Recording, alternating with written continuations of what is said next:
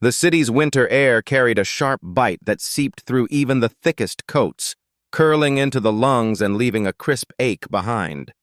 Streetlights cast golden halos against the falling snow, illuminating the slick pavements and the hustle of Christmas shoppers who seemed determined to outrun the cold and any awareness of the struggling souls around them. Claire walked among them, her steps careful, cautious, trying not to slip on the ice-laced sidewalk, the soles of her worn boots scraping softly against frozen puddles. Everywhere she looked, people carried the trappings of comfort and joy. Oversized shopping bags brimming with gifts, coffee cups steaming in their hands, and scarves wrapped so snugly around their necks that even the harshest December wind would not touch them. Children tugged impatiently at the hands of their parents, squealing with excitement as holiday music floated from speakers overhead. The air was saturated with smells of roasted chestnuts, cinnamon, and fresh-baked bread, scents that carried with them an almost cruel reminder of what Claire could not provide for her own family tonight. She hugged her coat tightly around her, feeling the worn fabric cut into her wrists where the lining had frayed long ago. Her hat, pulled down to cover her ears, did little to stop the wind from tangling her hair against her cheeks. Claire's breath rose in short, visible bursts, fogging in the cold air as she hurried through the plaza. She kept her eyes forward, avoiding the gaze of passerby, not out of shame, but to conserve the small amount of dignity she still held tightly to. She had become a ghost in this bustling holiday world, seen but unnoticed, present but ignored. Her thoughts wandered to her children at home, two small faces she had kissed asleep hours ago. They were warm under layers of blankets, but she could not shake the gnawing guilt that came from knowing she could not give them the Christmas she wished she could. Bills lay unpaid on the counter, the fridge half empty, the modest apartment chilled despite the heater's desperate efforts. She had scraped together a simple meal, but nothing that would rival the feasts she observed through store windows. The pang in her chest was a familiar one, a mixture of pride, fear, and helplessness. She was a single mother, trying desperately to keep the fragile veneer of normalcy intact while battling the relentless pressures of poverty and exhaustion. As she moved further into the plaza, a sudden movement caught her eye. At first, it seemed like a blur against the backdrop of twinkling lights and bustling pedestrians. But then she saw clearly. A man crouched near a closed food truck, flanked by two small children, his hands shaking as he held out worn paper cups. The twins, no older than 5, mirrored his movements instinctively, clinging close to one another as if their tiny bodies could generate heat sufficient to stave off the December cold. Claire paused, involuntarily stepping closer as she observed them. The man's face was hollowed by exhaustion, his beard unkempt, his eyes sunken and wary. The twins' small jackets were threadbare, their mittens ragged at the seams. Every gesture spoke volumes, the father's careful positioning to shield his children from the wind, the twins' instinctive tilt of their bodies toward him, the silent plea in their eyes as they scanned the crowd for someone, anyone, to notice them. It was a scene that made her chest tighten painfully. She recognized the fear in their eyes, the fear she had seen in her own children when their world had felt unstable, when circumstances beyond their control threatened to topple the small sanctuary she had created for them. And she recognized the father's exhausted resilience, the kind born from sleepless nights, relentless worry, and the endless pressure of providing when the means were barely enough. Her gaze lingered on the smallest details, the father's fingers, reddened and stiff from cold, brushing against the children's arms to offer warmth. The twins' little shoes, soles worn thin, barely adequate for the walk they must have taken to reach this spot. The way the older twins' hair had stuck to the damp fabric of a too-thin hat. Each element painted a story of hardship, resilience, and quiet desperation that needed no explanation, no introduction. Claire's thoughts spiraled.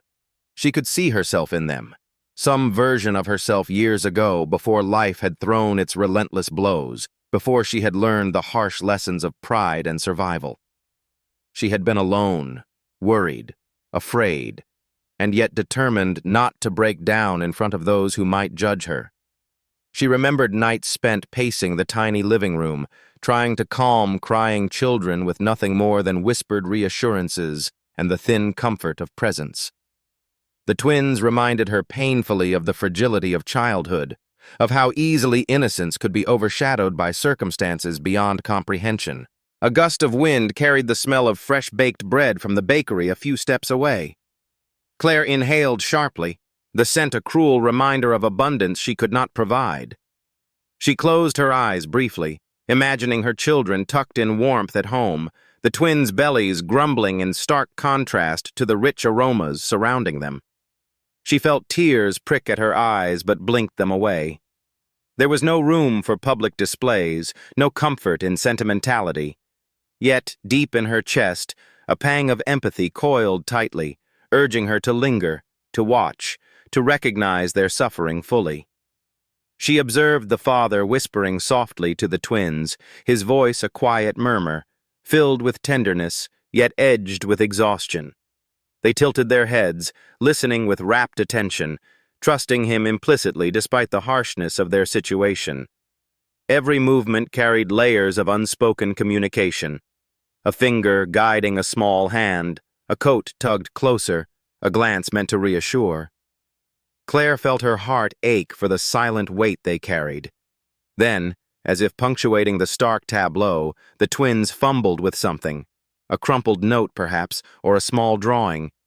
They held it out with tentative courage, hoping someone would notice, hoping that their existence mattered enough to receive acknowledgement. Claire caught the subtle shift in their expressions, a mixture of hope, fear, and longing.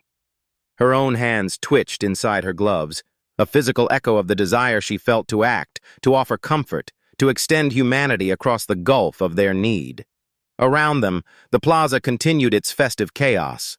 Children laughed, carols drifted through the cold night air, couples argued playfully over shopping decisions, and shoppers barely registered the small, fragile family in the corner. And yet, in this microcosm of winter struggle, a small story unfolded, so delicate, so human, that it could be felt with the heart rather than seen with the eyes. Claire reflected on her own life, the thin line between stability and desperation, the precarious balance she had maintained. She realized that the father and twins were walking the same line, their daily existence a delicate dance of survival and hope. And she understood something profound. Empathy was not merely observing. It was recognizing, connecting, and imagining oneself in their place. It was allowing their story to penetrate your heart, however uncomfortable or painful it might be. Her gaze softened as she noticed a flicker of movement in the periphery. A small child, perhaps no older than 4, approached the father and twins with tentative steps. The little figure carried a small paper bag, eyes serious, deliberate, determined to act in a world that so often ignored need. Claire felt her breath hitch. She recognized the courage it took for a child to reach beyond herself and extend care to someone in need. The father's eyes widened in surprise. The twins' expressions brightened just slightly, the smallest spark of hope igniting in their wary hearts. The paper bag was held out carefully, a symbol of generosity, of human kindness that existed even amidst indifference. Claire inhaled sharply, feeling the warmth of empathy spread through her chest. This small act, simple, innocent, unassuming, carried weight beyond measure. For a moment, the bustle of the city faded. The snow, the lights, the smells, all became secondary to this quiet, miraculous instance of connection. Claire's heart pounded as she realized the depth of what she was witnessing. A child had dared to act, to intervene, to extend care where it was desperately needed. It was the embodiment of hope, fragile, yet undeniable. The twins reached forward hesitantly, touching the bag, sniffing the warm aroma of its contents, feeling for the first time that someone somewhere, recognized their need, and sought to meet it with generosity. The father's shoulders, so tense moments before, relaxed fractionally. Claire felt tears prick her eyes again, this time for the beauty and possibility of what she had just seen. In that snowy plaza, Claire understood something she had almost forgotten in the relentless grind of life. Even in the coldest, darkest moments, the smallest gestures of kindness could spark hope, could restore faith, could connect human hearts in ways that words alone could never achieve. The child with the paper bag stepped back, leaving the family to absorb the gift, while Claire remained frozen in place, awestruck and inspired. She realized then that her next step, her own action, might carry consequences far greater than she could anticipate. This moment, fleeting as it seemed, had opened the door to something powerful, something transformative. And for the first time that evening, Claire allowed herself to fully feel the weight and beauty of empathy. Not pity, not obligation, but true, human, soul-stirring empathy. She felt compelled almost instinctively to act, to step forward, to offer warmth and care in whatever small ways she could. The snow continued to fall, gentle and relentless, and Claire's heart, previously cold and guarded, began to thaw.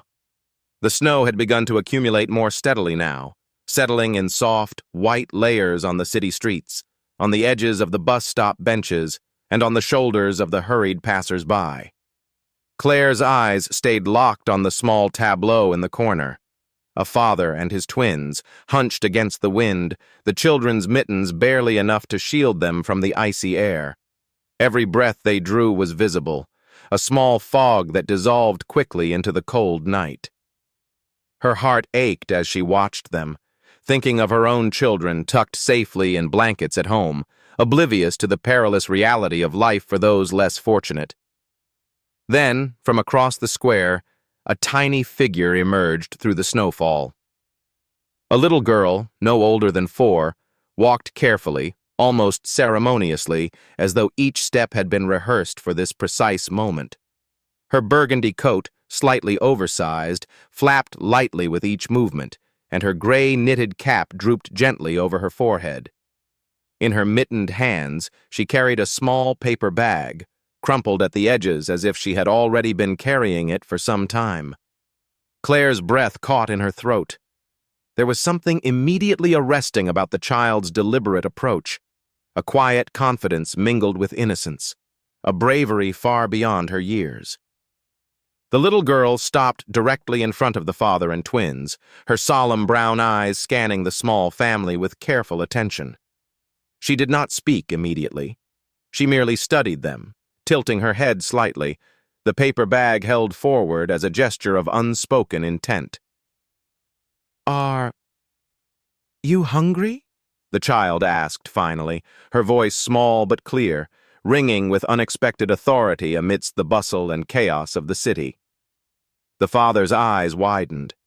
He opened his mouth to protest, to explain that they were managing as best they could, that they could not accept charity, that the gesture was unnecessary, and yet the words faltered. His pride clashed with the desperate reality of his family's hunger. The twins clutched at his coat, watching the child, uncertain whether this moment was safe, whether the kindness extended to them could truly be real. Claire felt tears well in her eyes. The courage it took for this tiny child to step forward, an act completely unprompted, without expectation of reward, struck her to the core. The child's gesture was both simple and radical, a tangible act of generosity that transcended age, circumstance, and social expectation. The little girl extended the paper bag fully, offering it without hesitation.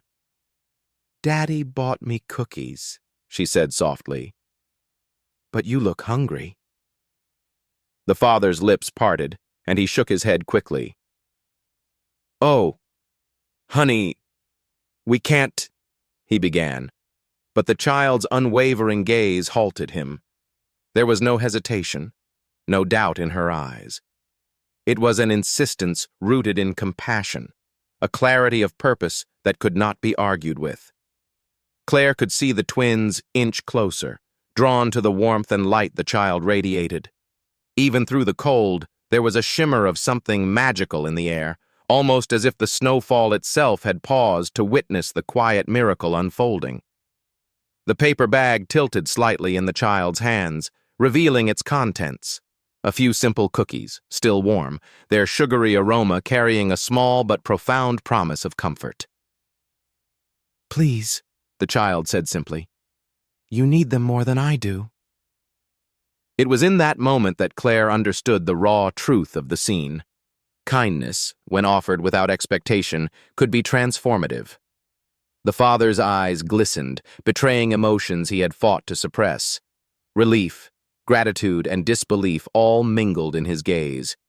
The twins' fingers twitched in anticipation, small hands stretching toward the paper bag as though their touch alone might make it more tangible, more real. Claire took a step closer, her breath forming clouds in the cold night air. She could not tear her eyes away from the tableau, not when every detail screamed humanity. The child, standing resolutely in her oversized burgundy coat, was a spark in the darkness, a reminder that even the smallest among us could wield enormous power to affect the lives of others. "Thank you, sweetheart," the father finally whispered, his voice cracking. We can't accept this, but—" "It's okay," the child interrupted, her voice firm but gentle. "You need it." Claire's throat tightened. The scene played out in slow motion. She imagined her own children, how they would have reacted in the same circumstances, how fragile trust could be, and yet how powerful it was when extended freely. The little girl's act was a bridge across fear, shame, and the harsh realities of life on the streets. The twins began to smile, hesitant at first, then fully, genuinely. It was a smile that illuminated their small faces, revealing the innocence that had not yet been consumed by hardship. Claire felt a rush of warmth, her own frozen heart beginning to thaw. She realized that the ripple effect of this child's generosity was already spreading. It had restored hope to the father, rekindled innocence in the twins, and ignited compassion in her own heart. Who are you?" the father asked finally, still holding back tears. "My name's Lucy," the child said simply, tilting her head. "My mommy went to heaven. Daddy says she's an angel now. Are you an angel?" The father swallowed hard. Claire noticed the tension in his shoulders, the hesitation in his voice as he replied, "No, baby. I'm not an angel. But—" Lucy reached out, touching the father's arm gently, then shifted her attention to the twins, her small fingers brushing their cheeks with a careful gentleness that was startling in its sincerity. "Everyone makes mistakes," she said, echoing the lessons her father had taught her. "That's why we need love." Claire's chest tightened. This child, so small, so fragile in body, possessed wisdom and courage far beyond her years.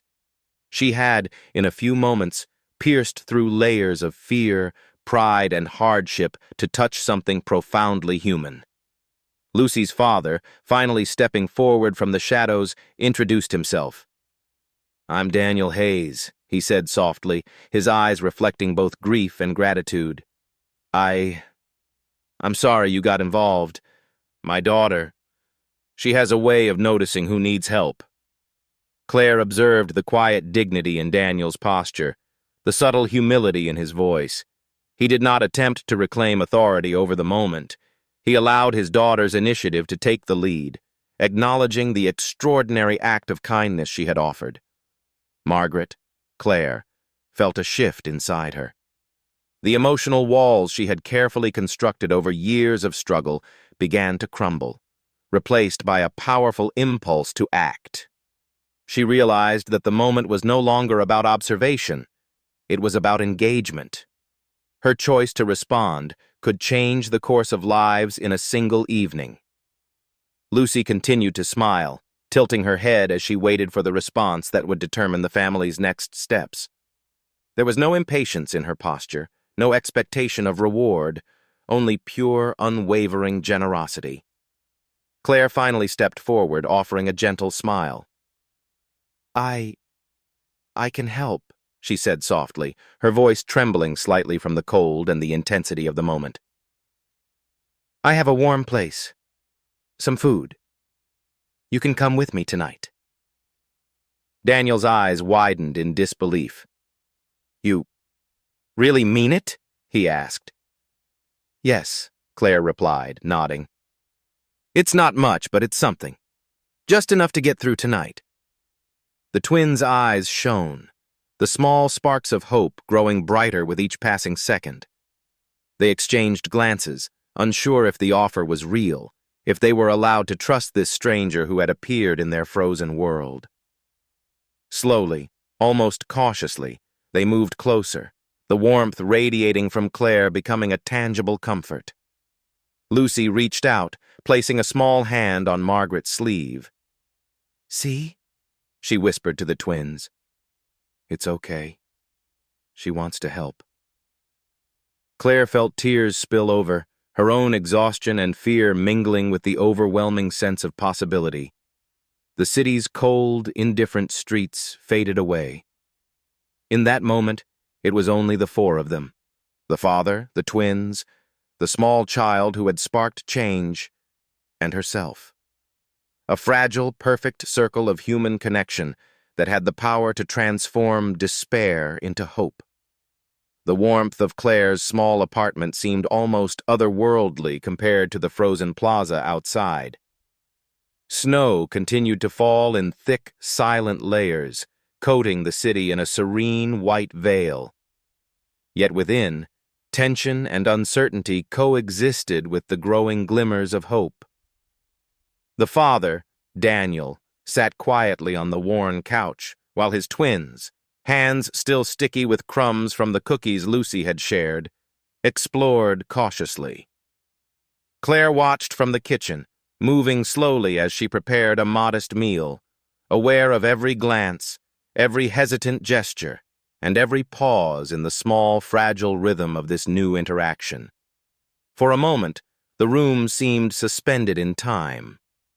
Claire's heart ached as she watched the twins, so small and delicate, adjusting to the warmth and light of a space so unfamiliar, yet immediately comforting. Their eyes darted from one corner of the room to another, taking in every detail, as though memorizing a safety they had only ever glimpsed in fleeting moments before. And then Daniel spoke. You must be wondering why we're out there, he said softly, his voice carrying a weight that immediately drew Claire's attention. It's not as simple as being hungry. Claire paused, wiping her hands on a towel, her curiosity piqued.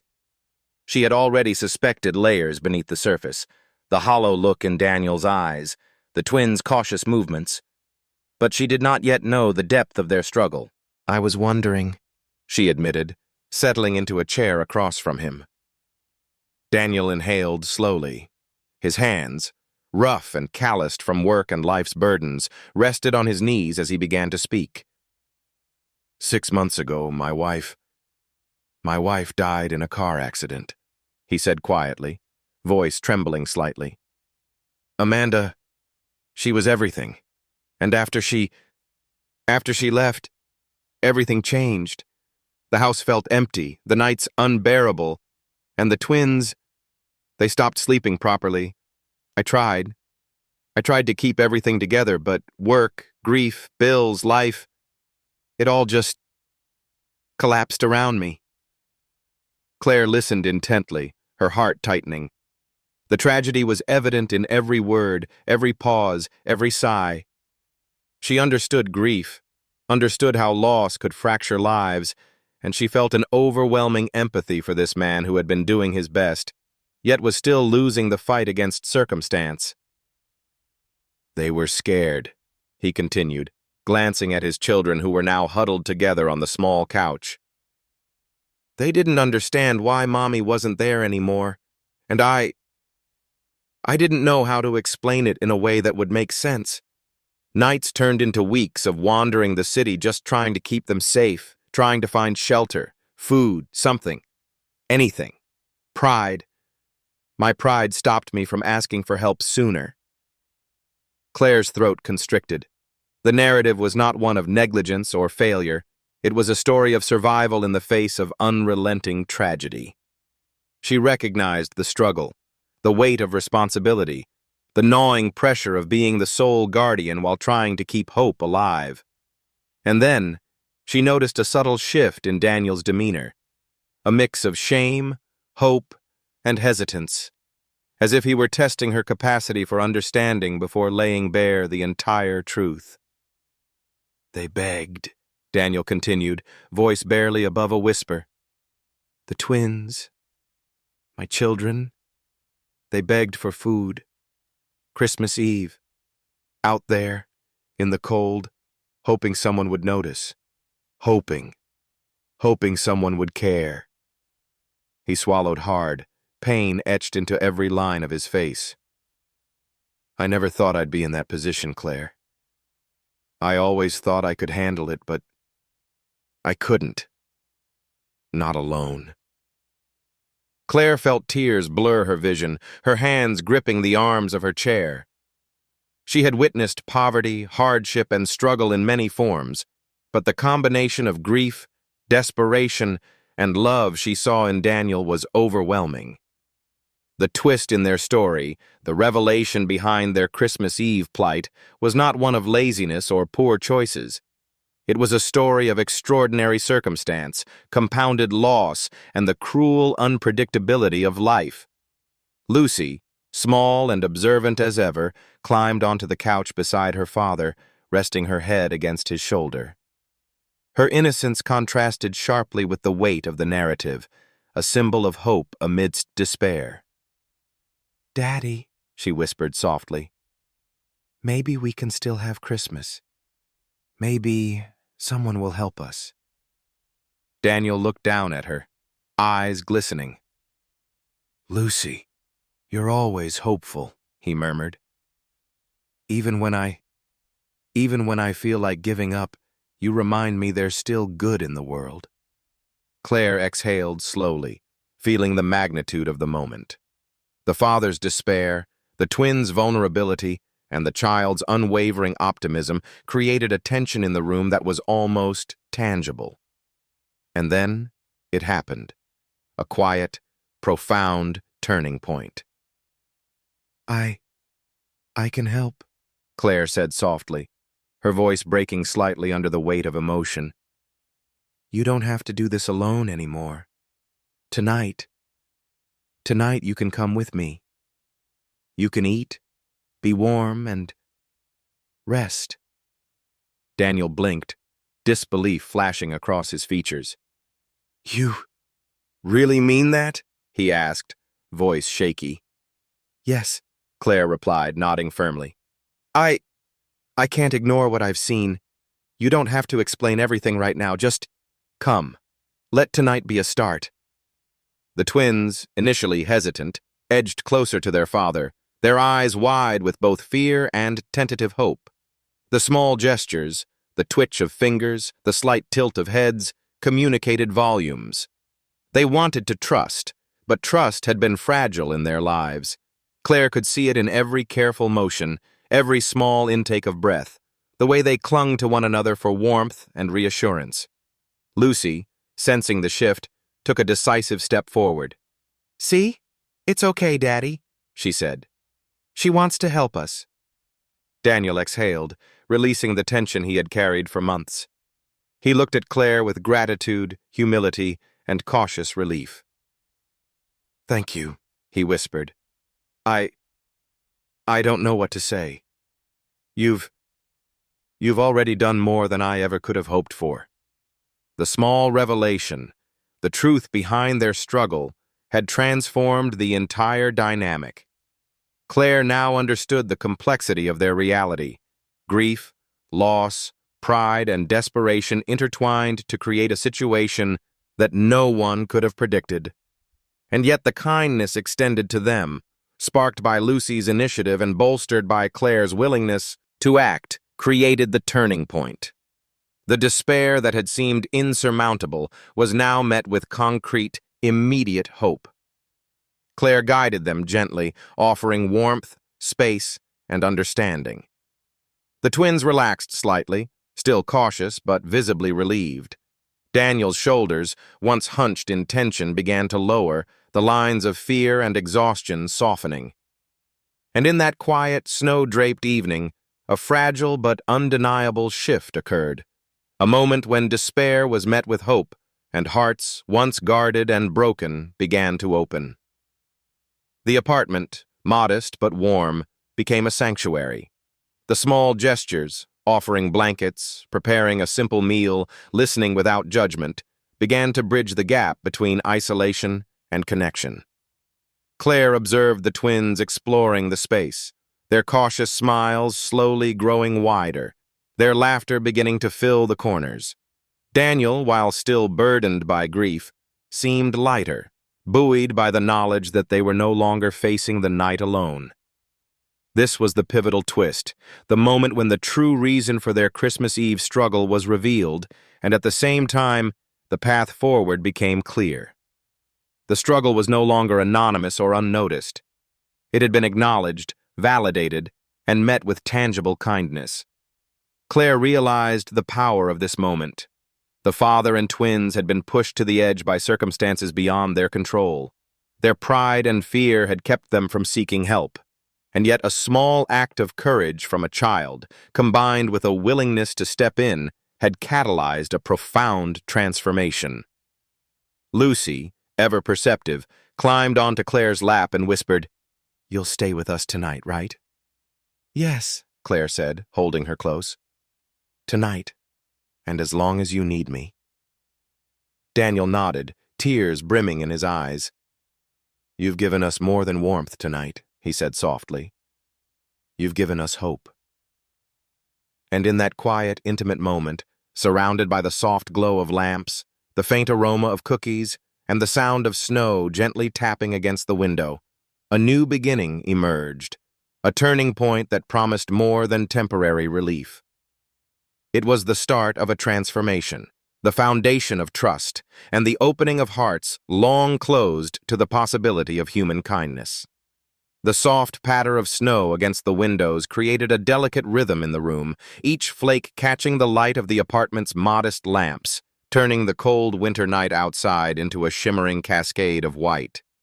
Inside, however, warmth had settled over the small family gathered in Claire's living space. The father, Daniel, sat across from her, his hands wrapped around a steaming mug of tea, while his twins explored the room cautiously, their wide eyes drinking in the unfamiliar security of soft blankets, plush cushions, and the faint scent of cinnamon and baked bread lingering in the air. Claire sat quietly, observing. The decision she had made earlier, to open her door, her warmth, and her heart to these strangers, had set in motion a chain of events she could never have anticipated. But now, as she watched the father's tentative smile, the twins' cautious laughter, and Lucy's unwavering optimism, she realized the true weight of her choice. This was more than offering shelter for a night. It was an acceptance of responsibility, a leap into vulnerability, and a commitment to transformation, for them and for herself. Her mind replayed the moments in the snow-laden plaza, the father's exhaustion, the twins' shivering bodies, the small, resolute child offering cookies. All of it had converged to form a crucible of human emotion. Claire had felt an undeniable pull, a visceral urge to act, to intervene, to extend her own fragile reserves of compassion. Now, sitting in the warmth of her apartment, she understood that action was not just about generosity, it was about courage, and the courage to choose love in the face of uncertainty. Daniel shifted in his seat, breaking the silence. "I keep thinking, how did we end up here?" His voice trembled slightly, laden with the weight of months of struggle. "I never imagined that I'd be out there begging, watching my children suffer, wondering if anyone would notice. I feel like a failure." Claire felt a pang of empathy pierce through her chest. "You're not a failure," she said softly. "You did what you could with what you had. Anyone in your position would have felt helpless. Anyone in your position would have fought to survive." Daniel exhaled, eyes glistening. "But surviving isn't enough. I wanted to protect them, to give them more than cold streets and uncertainty." His gaze softened as he looked at his twins, who had now nestled close to the couch cushions, observing the conversation with cautious curiosity. "I failed in ways I never thought possible." Claire reached out, resting a hand gently on his arm. "You haven't failed. You've been doing your best under impossible circumstances. And now you have a chance to start again." The twins, encouraged by her calm and comforting tone, edged closer, their small hands brushing against hers as if seeking confirmation that this moment, this warmth, and this hope were real. Lucy, ever perceptive, climbed onto Claire's lap, her gray knitted cap slipping slightly as she rested her head against her shoulder. "See, Daddy?" she whispered. "She's helping us." It was in that moment that Claire recognized the transformative power of her decision. She had chosen to step in, to offer what she could, and in doing so, she had begun to reshape the narrative of their lives. The cold, despairing tableau of the plaza had given way to warmth, connection, and the possibility of a new beginning. "Claire," Daniel began hesitantly, I don't know how to thank you. I've been so consumed with trying to survive, trying to hold it together. I never thought someone would just offer help without conditions."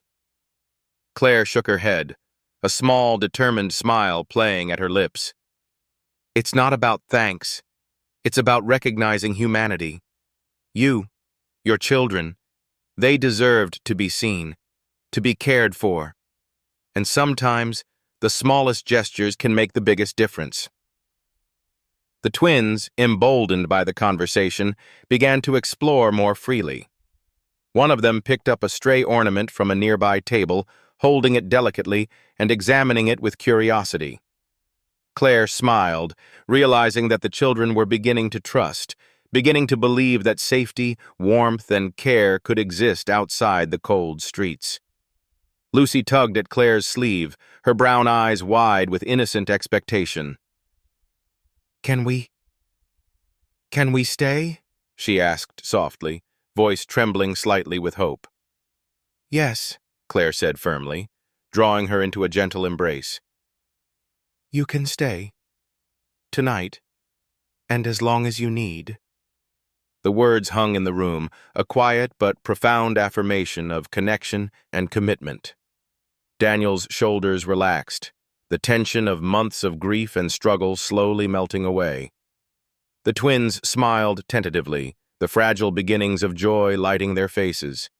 And Lucy, small yet unwavering, seemed to beam with the satisfaction of knowing that her act of kindness had catalyzed something far greater than a simple meal or a warm blanket. It had created the possibility of a new family. Claire's thoughts drifted to the weeks ahead.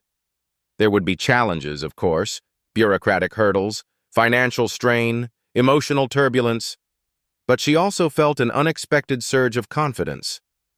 She had made the decision to act, and with it came a profound understanding. Transformation required courage, commitment, and consistency. She was ready to take that step. "Daniel," she said gently, "I can help you find work, resources for the children, a stable routine. We can rebuild. Not just for tonight, but for the long term." He nodded slowly, absorbing her words. I want that," he admitted, voice thick with emotion. "I want my children to feel safe. I want them to feel loved. I want to believe again." Claire's heart swelled. This was the turning point, not just for them, but for herself. She had witnessed suffering, extended compassion, and now she was stepping fully into a role that required strength, patience, and unwavering empathy.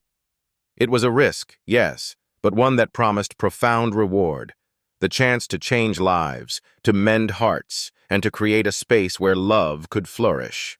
Over the next hour, the family settled into a tentative routine.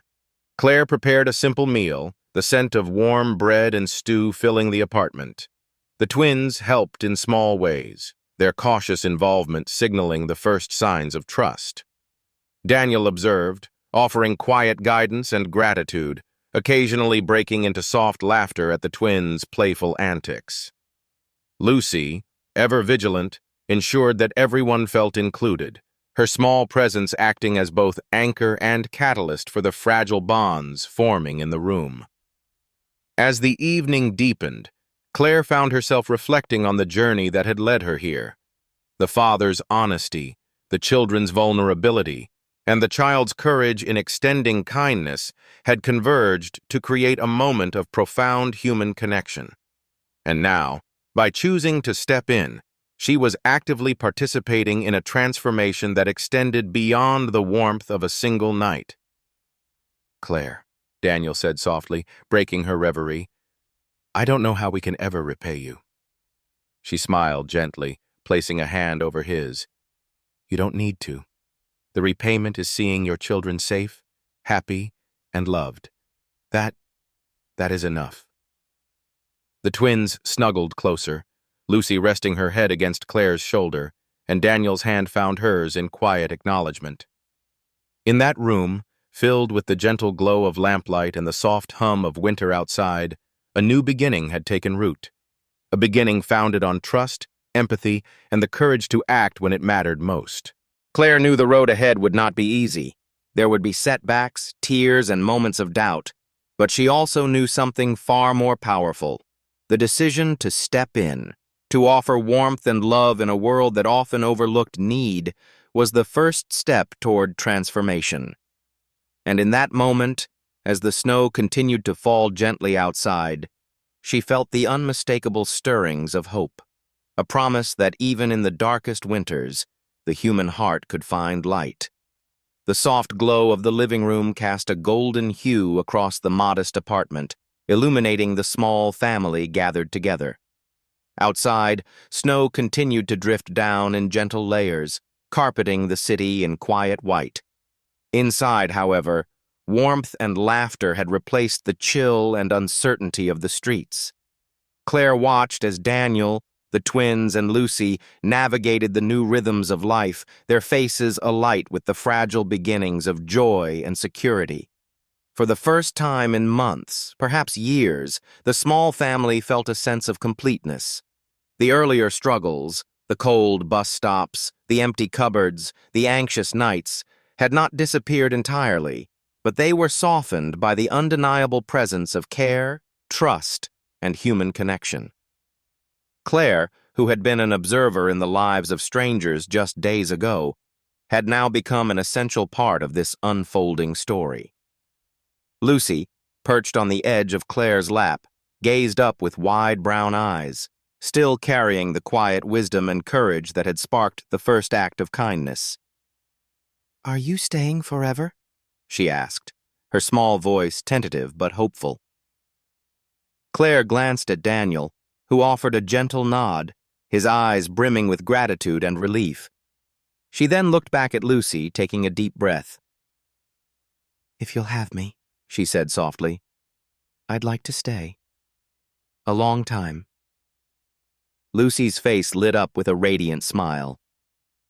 "Good," she said, climbing into Claire's lap and wrapping her tiny arms around her neck. "Because you're my mommy now." The words, simple yet profound, carried a weight that transcended their immediacy.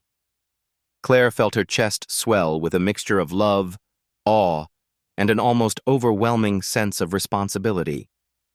In that moment, she realized the true power of human connection, not just in alleviating immediate suffering, but in reshaping lives, redefining families, and offering hope where despair once ruled.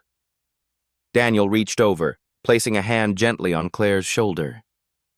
"You've done more than provide warmth tonight," he said quietly. You've given us hope, love, and the chance to rebuild.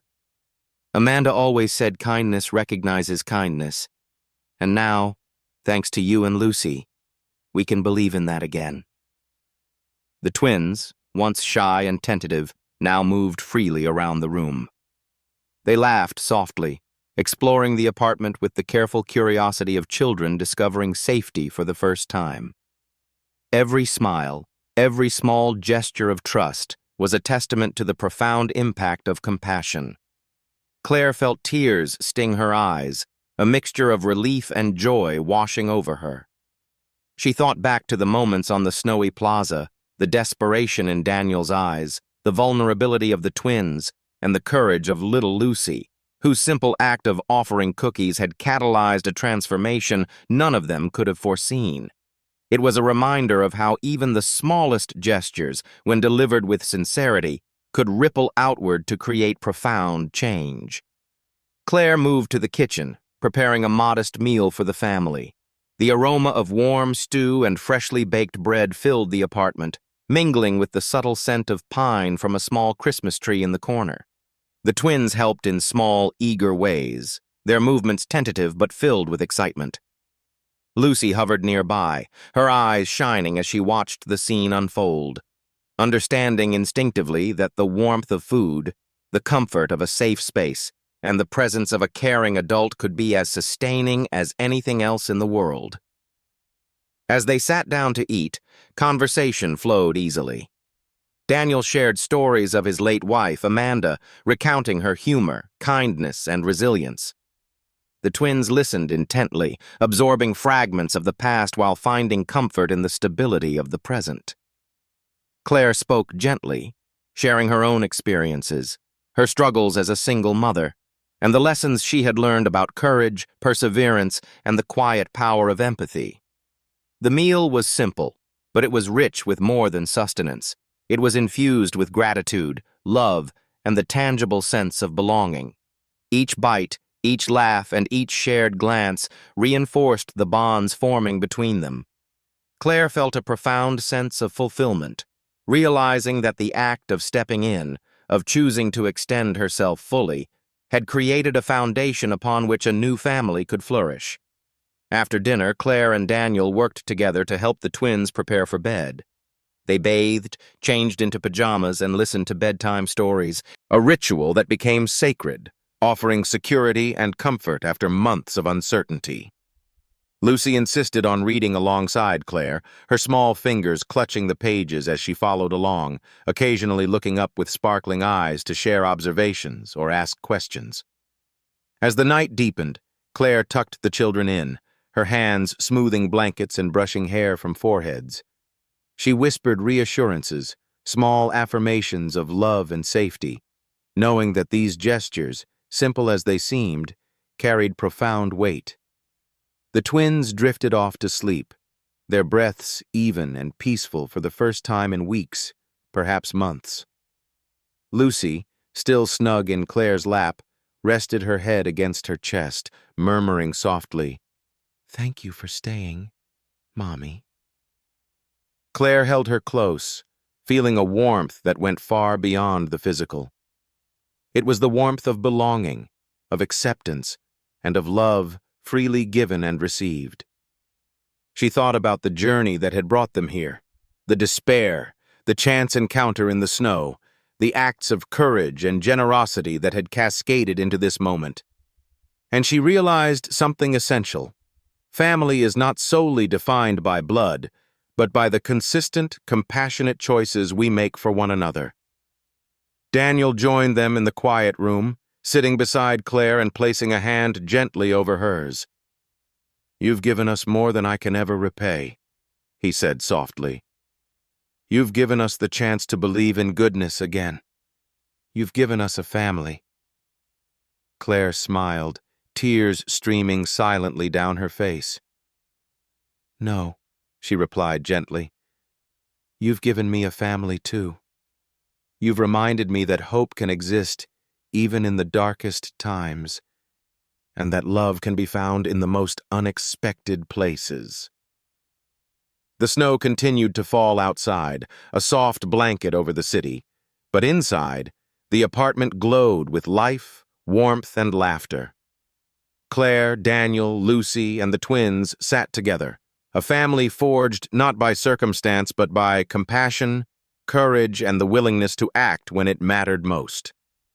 In the weeks that followed, Claire helped Daniel organize his life, balancing work, care for the twins, and grief in a way that allowed for healing and stability. She worked with him to establish routines, find resources, and create a safe, nurturing environment for the children. The twins flourished under the consistent love and attention, their smiles growing brighter, their laughter more frequent, their eyes reflecting the trust and security they now felt. Lucy remained a beacon of hope, her small gestures of kindness and courage continuing to inspire and guide the family. She taught Claire that even the youngest among us can effect profound change, and that love and empathy, when freely extended, can transform lives. Claire, for her part, experienced a profound shift as well. The act of choosing to step in, to open her heart and her home, had transformed her as much as it had transformed the family she had helped. She felt a sense of purpose, fulfillment, and connection that had eluded her for years, and in that transformation, she found joy, love, and the irreplaceable bond of family. Christmas morning arrived, the snow outside reflecting the golden light of the rising sun. Claire awoke to the sound of laughter and soft footsteps, the twins and Lucy racing to the small Christmas tree, their eyes wide with delight at the modest gifts arranged beneath it. Claire joined them, her heart swelling with joy as she watched the children open presents, their expressions of wonder and happiness illuminating the room far more brightly than any decoration or twinkling light ever could. Daniel stood nearby, observing with a mixture of pride, gratitude, and relief. "Merry Christmas," he said softly, looking at Claire. "Merry Christmas," she replied, feeling the weight and beauty of the words. In that moment, the journey from despair to hope, from loneliness to family, was complete. The warmth, love, and connection in that apartment stood in stark contrast to the cold streets, the hardships and the struggles that had brought them there. And yet, the memory of those difficult days remained, a reminder of the resilience, courage, and humanity that had carried them through. Claire held Lucy close, Daniel beside her, the twins snuggled safely in their new home. Outside, snow continued to fall gently, but inside everything was warm. Family had been formed, not through circumstance, but through compassion, empathy, and the unwavering choice to step in when it mattered most. Sometimes angels do come into our lives, not always in the form we expect, but in the courage of a small child, in the kindness of a stranger, and in the willingness to choose love over fear. And sometimes when we are brave enough to accept those gifts, we are saved. Not just from the cold outside, but from the cold within.